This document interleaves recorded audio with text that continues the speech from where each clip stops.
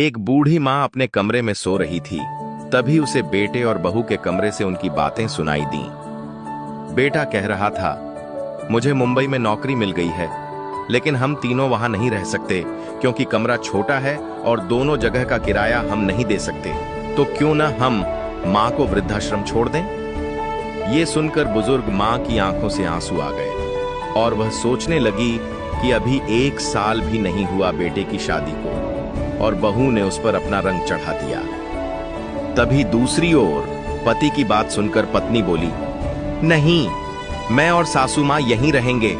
मैं पढ़ी लिखी हूँ, मैं बच्चों को ट्यूशन पढ़ाकर इतना तो कमा लूंगी कि अपना और माँ का गुजारा कर सकूं। और आपने तो बताया था कि माँ ने आपको लोगों के घरों में काम करके पढ़ाया था। सोचो, अगर माँ भी आपको किसी अनाथ आश्रम में छोड़कर अपना जीवन शुरू करती तो क्या आज आप यहाँ होते।